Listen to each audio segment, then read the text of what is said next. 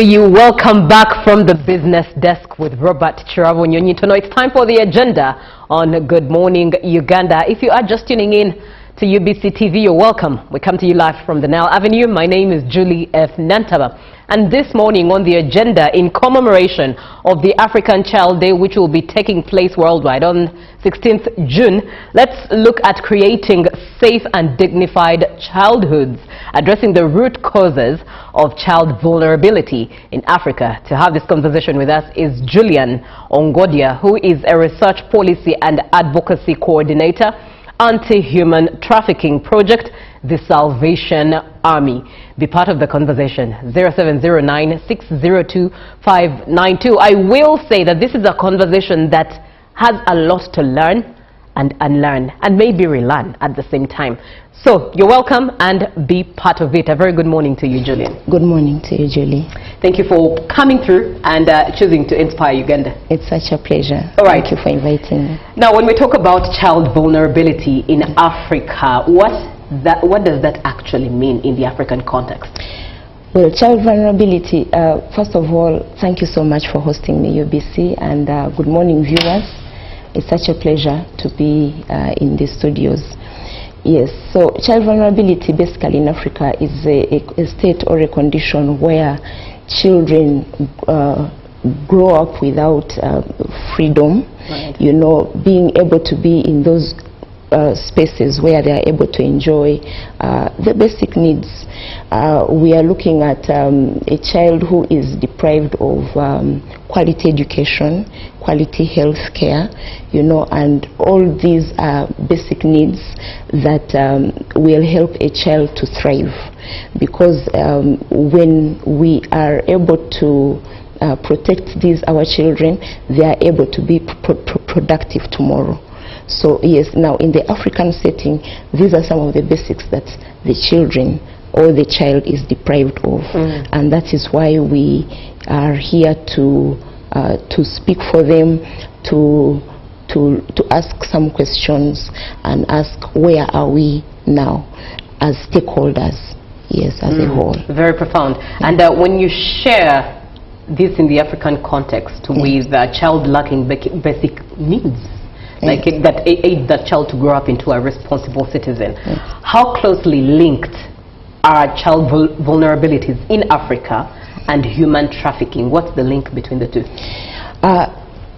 Child vulnerability is closely related to human trafficking because child vulnerability is the primary drive to human trafficking or to child trafficking or to trafficking as a whole. When a child is vulnerable, we are talking about a child who has grown up in an economically challenged situation. We are looking at poverty, families that are distorted or that are disoriented. We are looking at a situation where they are growing in harmful practices such as early child marriage, you know. Those are the cultural harmful practices. So all these conditions put a child in a situation where they are vulnerable, and when they are vulnerable, the traffickers will take advantage of that kind of vulnerability. Right. Yes. You've shared a bit of statistics with me right before we came on air, yes. And you highlighted something very important, the fact that not many Ugandans are even aware of how serious or dire the situation is. Please speak into those statistics for our viewer to just get a sense of the seriousness of the issue. Yes. So our current trafficking in persons report indicates that 79% of trafficking actually is child trafficking, and only 21 accounts for adult trafficking. In simple terms, it simply means that 4 out of 5 victims of trafficking are actually children. So that is how vulnerable our children are. And you know, this kind of situation, children are more vulnerable because they you do not need consent from them, because we have seen some types of trafficking that include kidnapping, child sacrifice, children in being recruited in conflict areas, in politically conflicted areas. So we find that they are the majority when it comes to this kind of trafficking, and that's why we need to create awareness. Right. We need to ensure that our children know they have the knowledge of their rights, and which is actually lacking or that is limited in our communities. And even the caretakers themselves, they probably do not know, they do not know the laws that are in existence that protect these children, the laws or the policies that are in existence. So there is need to create that awareness and, of course, civic education. Right. Yeah. You talk about children's rights, children knowing their rights in the first place. And sometimes comparing it to the African context and the Western context of children's rights, there's always a clash. Where guardians think the African way is the best way to raise a child, I mean spare the rod and spoil a child, and the Western context is spare the rod and raise up a child, So where do you think, in the name of the African child being raised right for the world, but in the safest environment, at the same time balanced for a better citizen, where do you think the line should be drawn?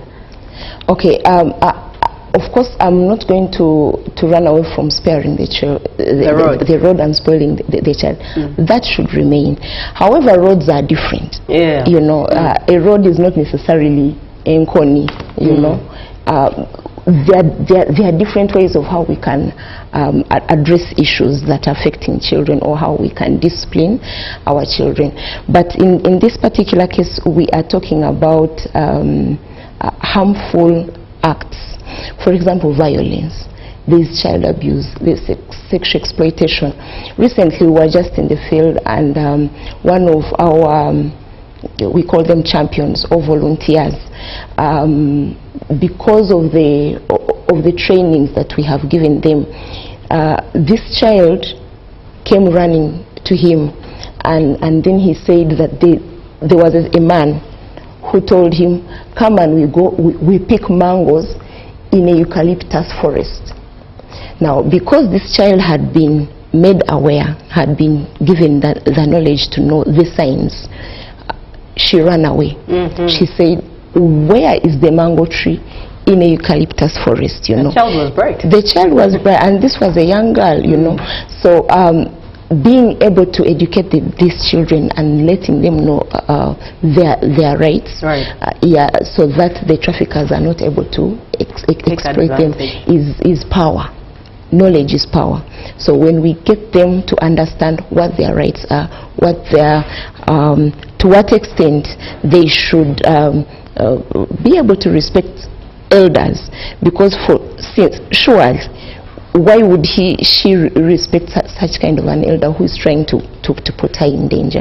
Yes. So we need to not spare the road in that other sense, but we need to be able to know when to discipline our children. Right. Yes. Very profound. If you're just joining us, we are looking at creating safe and dignified childhoods, addressing the root causes of child vulnerability, especially in commemoration of the African Child Day, which will take place worldwide, or African on the continent, on the 16th day of June 2026. So be part of the conversation as we learn a thing or two, but at the same time unlearn things that we thought were normal, but in actual sense are not normal, and how to look out for signs that something like a child trafficking or human trafficking is taking place, and easily save the situation. 0709-602592. Send a WhatsApp message, ask that question, learn a thing or two, and be part of the conversation. Now, looking at safe and dignified childhoods, or a safe and dignified childhood, what exactly, you've hinted a bit on some of the examples, but iron out, iron out at individual levels some of the examples, practical terms, things that we can do to make sure that we are providing a safe childhood for children, especially in the African context. Okay.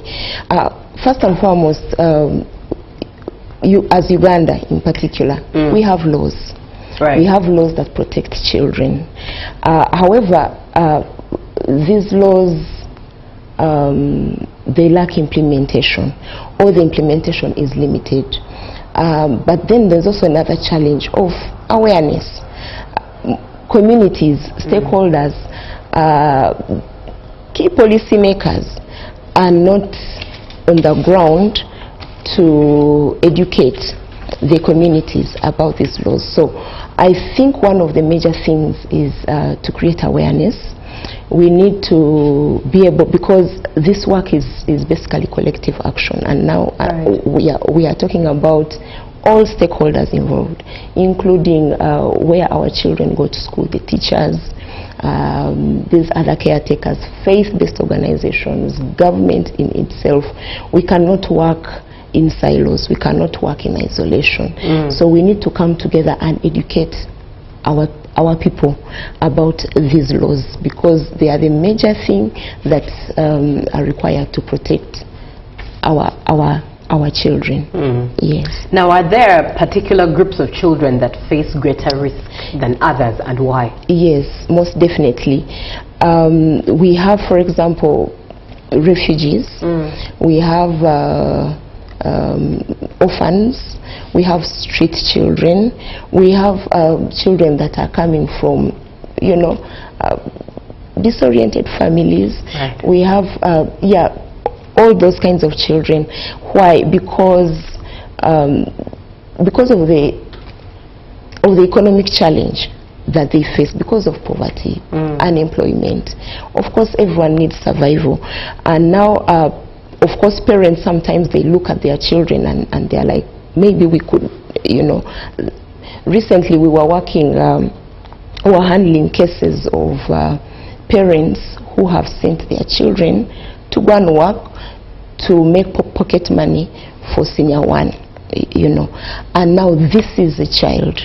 Any child under the Uganda law is that one of below 18. Now, there's also another law that allows children to work, but what kind of jobs, you know? There are those jobs that will deprive them of their well-being, you know, for example, like forced labor. And sometimes we think that it's only girls, even boys, yes, they also get affected. So we need to have laws in place, but not just laws, but then also being able to educate the masses or the community of what these laws are about and how they are there to protect everyone. And allow me interject there, because in the field of looking for help at home, you notice that quite a number of families look for younger ages, 14 years. They never want, you know, men or women who are 20, 21 or anything above that. They'll always say, I want someone who's 14 years. 11 years, you know, 13, 16, 17, or even up to 18. But 18 you might close one eye because that's an adult by the law, but even then they're still young. These things seem to be normal at grassroots level, and I haven't seen the law take an upper hand on things like this. So much normal that you can even tell the WhatsApp conversations making rounds that, oh, I'm looking for a house help aged 14 years. Anything above that I don't want.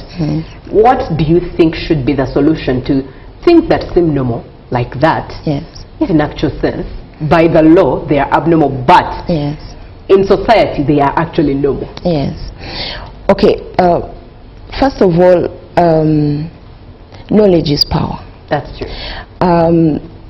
I can tell you at some point we went to one of the corporate companies. We were asking for some kind of sponsorship for this kind of, you know, these kinds of activities. And they were like, wait a minute. We thought human trafficking happens across borders. They didn't know that there can be, you know, internal trafficking. And so when I talk of knowledge being power, it's very important to be equipped with information so that you know when or how to employ these children. There is a certain age, according to the statutes of our country, where a child is able to work, but what kind of work? It also factors in the fact that they should not work, they should work at a certain hours, maybe about 6 hours a day or 8 hours a day, depending on the kind of work. And then they should not be, you know, it should not be hard labor. You cannot get, for example, a 5-year-old to carry a 20-liter jerrycan, really. You know, that is, it's very inhuman, because it's something that you cannot do to your own child as well. So we are not saying that these children should not work, but the laws are there that have a provision of to what extent that they should be able to work. So for me, I will still go back to that point of raising awareness, that some people do not know. Communities are not aware. But then, like I said, because this work must be collective, we need to come together as stakeholders to be able to work together, because this work, you can never work in silos. Right. You can't work even in isolation, and that's why we have gone to communities to train the frontliners. We have trained teachers and patrons. We have given them the knowledge, and this knowledge trickles down to the students to be able to know their rights and be able to identify the signs. Yes. About 6.2 million children were discovered to be under child labor, according to the statistics of Ministry of Gender, Labor, and therein it's to show how dire the situation is. This is a report from 2021 around COVID season, and so far the updated statistics. 6.2 million children in Uganda. That is a lot of children engaged in child labor, not child work, but child labor. We're looking at the safety of children in Africa, and it's a conversation we're delving deep into. Be part of it. 0709-602-592. How you pointed out the issue of migration. Yes. Whilst for some, indeed, it's quite obvious that probably trafficking could be from one country to another, there's also internal. Yes. So how does migration, both rural to urban areas, but also across border movement, affect child safety? Yeah, to start with, internal trafficking accounts to a greater extent compared to cross-border trafficking, and we are talking about a child being trafficked from even next door. You know, maybe something that we needed to first address was what is human trafficking, or what is trafficking in itself. Yeah. So I can, in simple terms, I can only define trafficking with 3 elements, and that is the acts, the means, and the purpose. And when we talk of the acts, we are talking of right from the point of recruitment to transportation. So there is a movement. After the individual has been recruited, they must move, and then they must be received, and then they are harbored. So even if someone moves, a child or someone moves from one door to another, that has been a movement. And we have seen that most of the traffickers or the perpetrators are known, their neighbors, their parents, you see. So just to demystify that misconception that a trafficker is a stranger, as a matter of fact, it is the known people that have had a higher statistic, you know, on that. And so we are talking about safe migration. You know, one of the reasons that we are doing prevention basically entails awareness. We know that when someone is equipped with information, if they decide to move, they have moved when they are well informed. And that is why we have emphasized in the area of prevention, and we have been able to sensitize students, even pupils, well, learners, but also their caretakers as well. We have been able to go to communities, to border areas. Our work is basically in the border areas, because we know that there are those porous areas where there is no, security or vigilance, and someone just walks from this place and that is Kenya. And you think they've gone to the shop, and yet they actually disappear. So we have to make sure that first of all we need to ensure that there is security across those borders, because actually most of the trafficking has happened on the porous areas. So to be able to work together with also the neighboring governments to ensure that we are able to curb this trafficking together. All right. We are having a conversation on creating safe and dignified childhoods.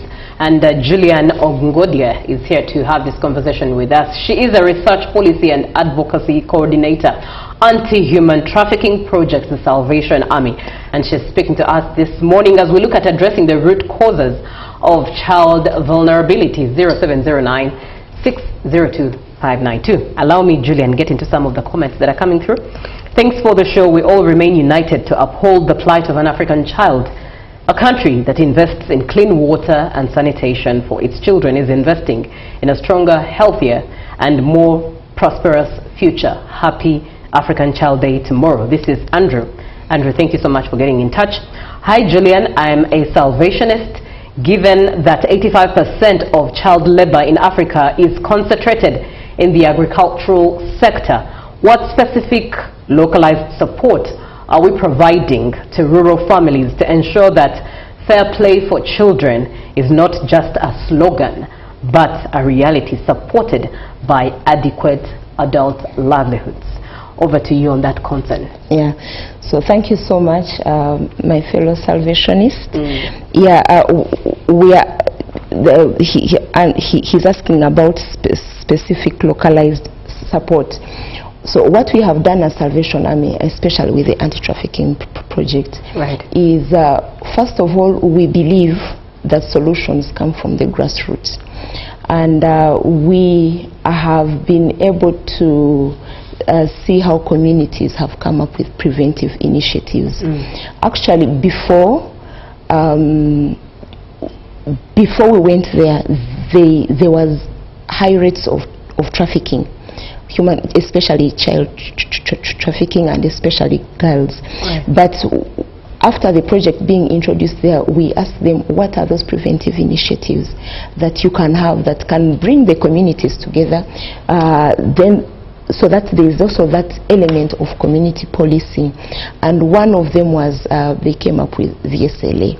Now VSLA activity is one of those activities that helps communities to be able to borrow from within themselves at a very affordable interest rate. And it kept them together.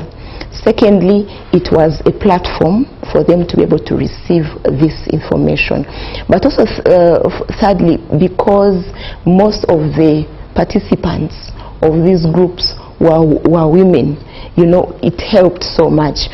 We have seen, the statistics have shown that most of the women or girls that are trafficked across borders are actually single mothers.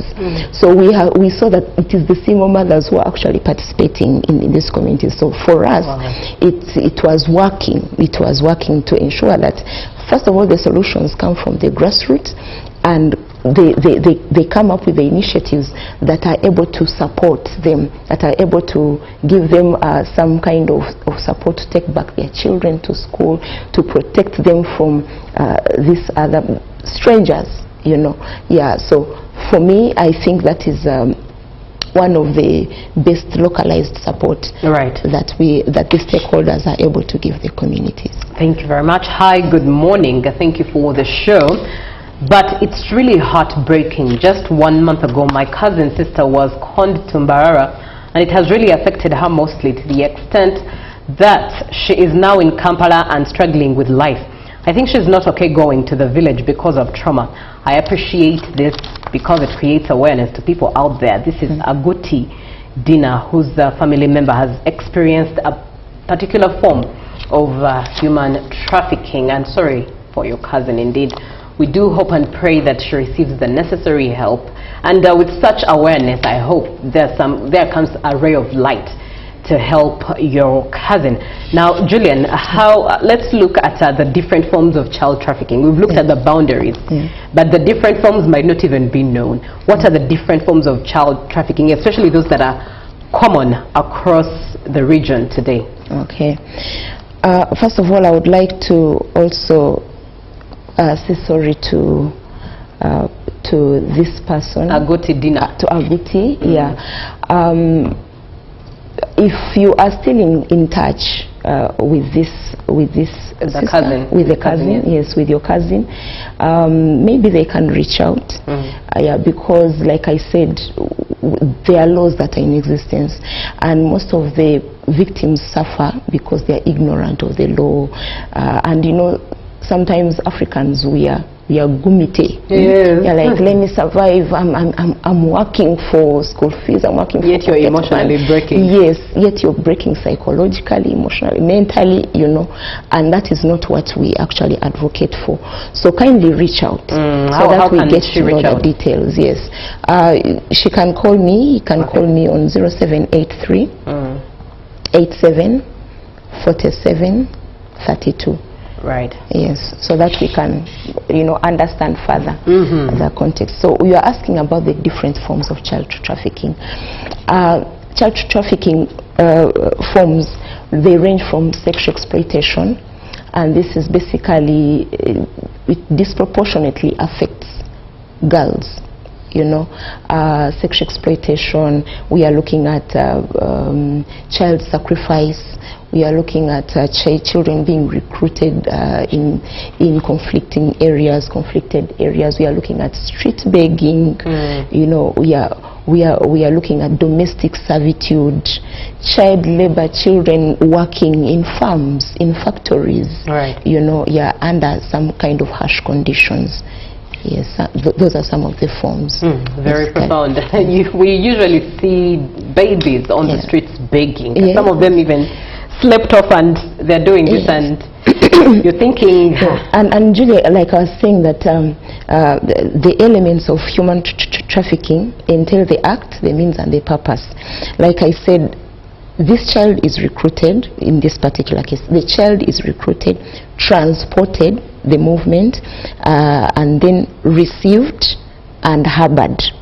And then the means is through coercion. Actually, for child trafficking to qualify, it does not need the means, whereby the means includes fraud, coercion, deception, and all that. There is no need for the means, and that's why when a child is trafficked, they have to look at the two elements, the act and the purpose. The purpose was exploitation, and what are the forms of exploitation? The child sacrifice, the street begging. And so when you see the children on the streets, that is a total candidate of trafficking. That is a victim of trafficking, because they were brought from other places. Did you know that there are people who are benefiting from these children on the streets? Yes, they are told. There's a story that was told by a partner organization about a child who was taken from, is it Luero or Mitiana? And the mother was a single mother, told the elder girl, who was 12 years old, to come to Kampala to work. And on every day she was supposed to send her, I think, 2,000 shillings.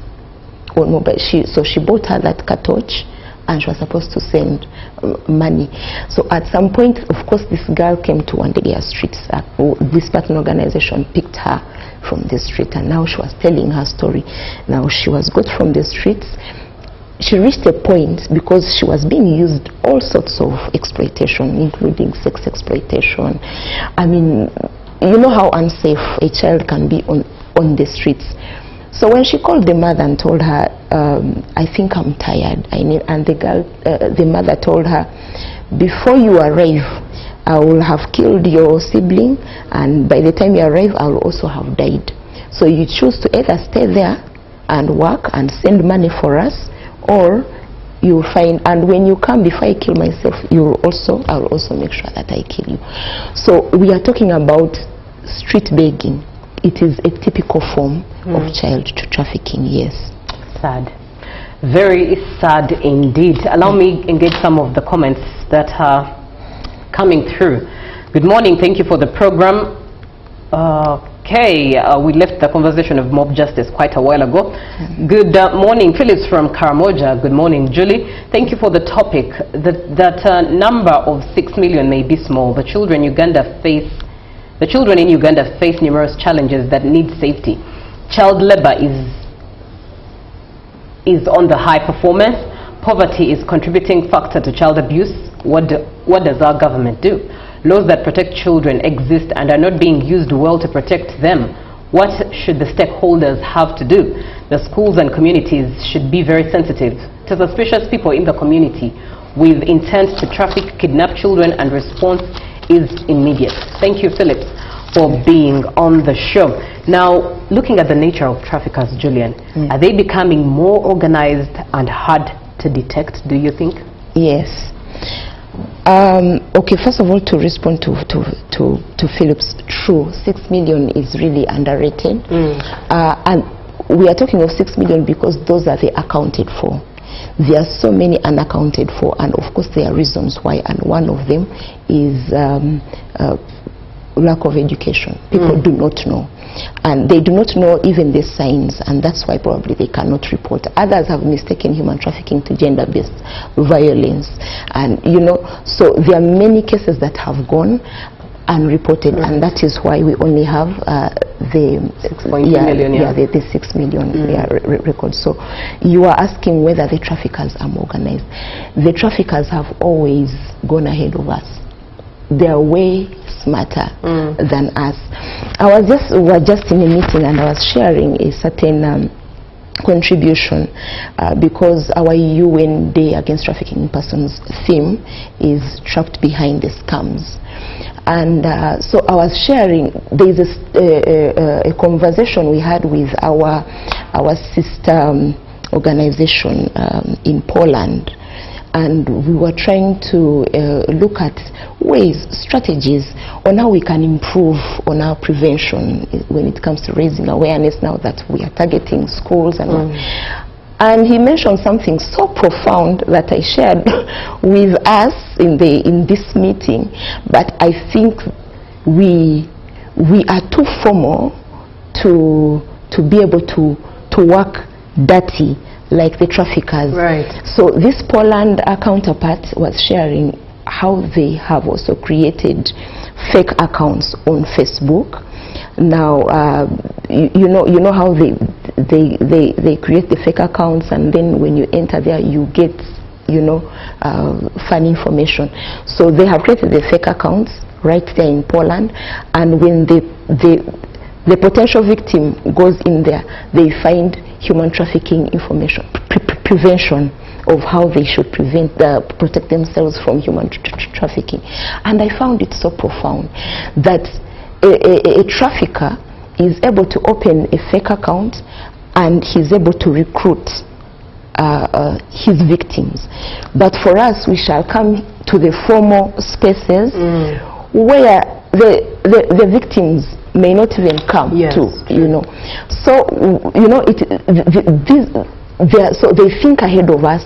The trafficker will not come to probably here to say, by the way, I'm a trafficker. Hey, they will go to those secret places. Yes, they will go to those secret places, and they have a very nice tongue. They will coerce you. They will speak nice to you.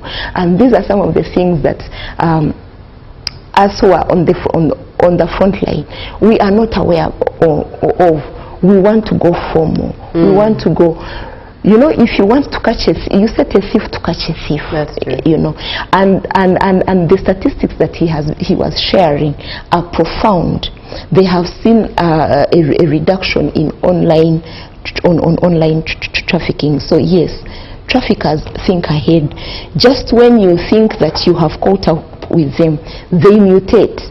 They do something else, you know. Now we have seen even cyberbullying, we have seen sextortion, you know, happening. There are a lot of crimes that they are doing, and they are a little bit a step ahead of us. Right. So we really need to up our game. Right. Yes. words can fail you to think about them. Therein, I'm also thinking now, if the government is to look into implementation of the existing laws and policies, they should also be looking into, of course, when it comes to CID department, you know, the police department, also having some form of parody department to curb these traffickers. We have those fish accounts.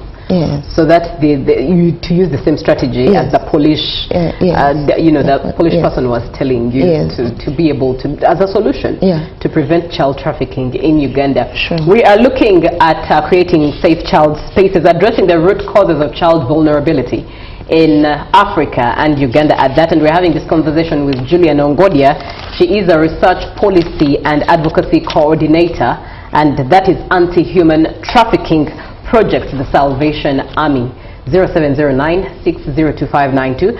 As we begin to close this conversation, this is Odaro Vincent from Tororo. Good morning, Uganda. There are some organizations and individuals who take children in the name of educating them, but at the end it turns into something different. What do you always do to such people, and how do you help those children? Odaro here reminds me of people who are always have soccer clubs and look for vulnerable families to take their children who are or who have a talent in soccer, and you know, to have them as a soccer team, but you find out behind the scenes it's also another different story. Anyway, Odaro is asking here, what do you do to such people, and how do you help these children?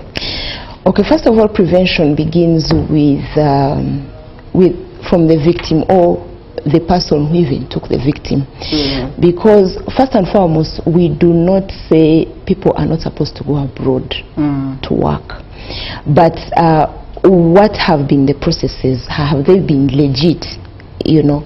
So you cannot tell that this organization has taken this child out until when the victim themselves actually do the reporting, and now that's when we start investigating backwards, you know, which organization took them and so forth and so on.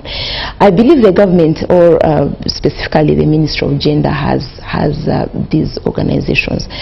Probably he's talking about maybe recruitment agencies, but there are those recruitment agencies surely that are not registered, but even there are those that have registered. But because one of the myths that we have that we are facing, people think that as long as someone has been employed, they may not be a potential victim of trafficking. But when you look at the processes, like how I took you through the processes, and all those three elements appear, then it qualifies to be human trafficking, irrespective of whether the company is a legitimate company or not. But we are looking at who is now responsible. If the organization is not held responsible, then that's where we shall start from. And we're like, if you do not want to be held responsible, you're the one who employed this person, then who should we blame, you know? So to basically, like I said, it still goes back to awareness. Awareness. What are those signs? You know, there are some companies that will take in our children and they stay there for 3 months without going. They are busy grooming them. They are grooming them. There are those companies, it's like for those that take children or our girls to Arab countries. There are those companies that make them stay there for 3 months. Then they groom them, how they are supposed to dress up. And that's why even when our girls return, it's very hard for them to remove this veil. I don't know whatever it is called. That even when they return, because there was a grooming that happened and they were groomed in fear, you know, it takes them quite some time to remove it, even when they are Christians, you know. So there is a lot that happens, and information can only spiral from the victim or from the parent or the caretaker for us to be able now to take action. All right. Yes. Good morning, UBC. I'm Daniel Opio from Lira University. The major cause of child trafficking is running away from responsibilities by parents, and the parents have failed to nurture their children before letting them get married. This allows partners to part ways due to a small marital pressure. Our youths can no longer stand in support for their children, and children are left in pressure to look for their personal needs, yet they are too young to do so after the divorce of their parents. The government should work hand in hand with religious leaders, cultural leaders and community members to nurture our youths very well, to strengthen marriages in Uganda. Otherwise, unstable marriages are making children grow with a lot of struggles because their parents no longer stand in support for them. Thank you for the program. And finally, Ronald from Umbale says, how can we integrate water security infrastructure into our child protection frameworks to ensure that the time currently lost to water collection is reclaimed for education, thereby directly reducing the economic necessity for child labor and the subsequent risk of trafficking? Over to you. Thank you so much for all those comments and all those ones who are commenting. How are we able to integrate all these basic needs, water, sanitation, hygiene and all that? First of all, like I said, child vulnerability is a primary drive to human trafficking. So when a child is deprived of safe water, we have seen children walking long distances to go fetch water, and for girls, we know what happens thereafter. We see how traffickers have actually preyed or taken advantage of that, and therefore I think this is basically a call to government, because like as a society we may not do much. However, as a Salvation Army, we have reached out to communities and we have WASH projects where we have tried to build boreholes, but like I said, the solutions come from the grassroots. You know, there are some projects that have not thrived because of the top-down kind of decision making. You'll find there are communities where you will probably build a borehole, and 2 years later you'll find a borehole inactive. Why? Because probably that was a chance for the women to go to the well and offload, you know, share their problems from the well. Now you have brought the borehole in the community and they may not have that time to interact. So at the end of the day, the solution usually comes from the grassroots. You ask, do you need water? Yes or no? And then you do a needs assessment and then you put. So we are building boreholes, but in communities that of course require them, first of all, to ease the burden that the children are facing when it comes to, you know, even going to school. So those are just a few contributions that as CSOs we can do. But now this is basically like a call to government to be able to implement these policies and put them in place to ensure that a child is able to get quality education. When we talk of quality education, we are even looking at a classroom, we are looking at scholastic materials, we are looking at these other needs. For example, for a girl, they need the sanitary towels so that they are encouraged, you know, to go to school. And these are all projects that need collective action and cannot just be just one person. Thank you very much, Julian Ongodia, for this conversation this morning. It's been very enlightening, very a lot to learn, there's a lot of awareness that you've done for us this morning. What are your parting shots? My parting shot basically is to just remind us that protecting children is everyone's responsibility.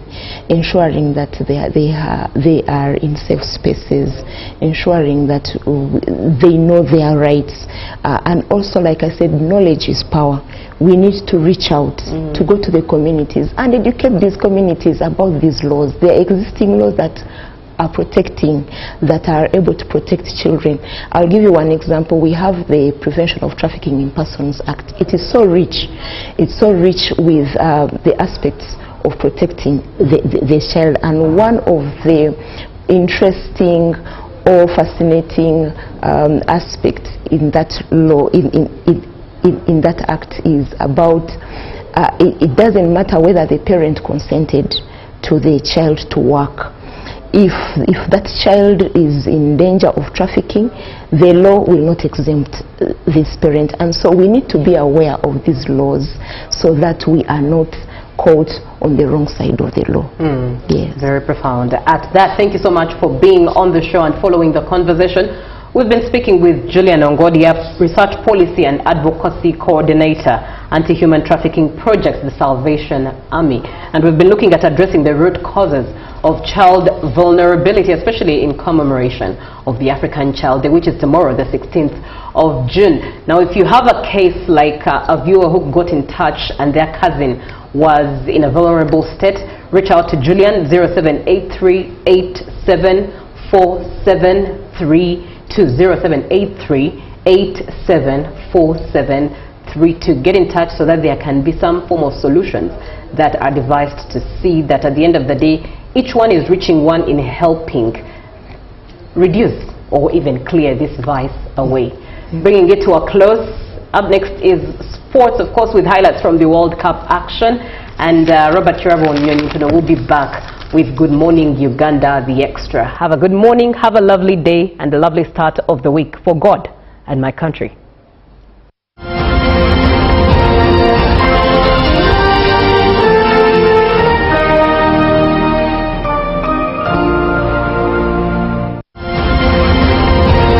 Live from UBC Studios in Kampala, this is Good Morning Uganda. Exercise can't be sustained. Eating can't be stopped. It's even harder to lose weight. Come and give it a try. Ginshikang L-carnitine chromium capsules. Plant extract, scientific ratio. Take 3 capsules each time. The active ingredient accelerates fat burning,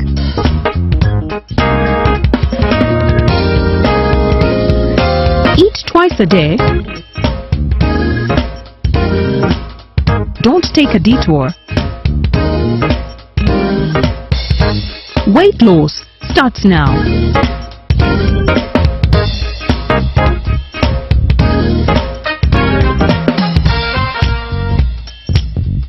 Ginshikang L-carnitine with chromium capsules helps you stay in shape. Please follow medical advice when taking this product.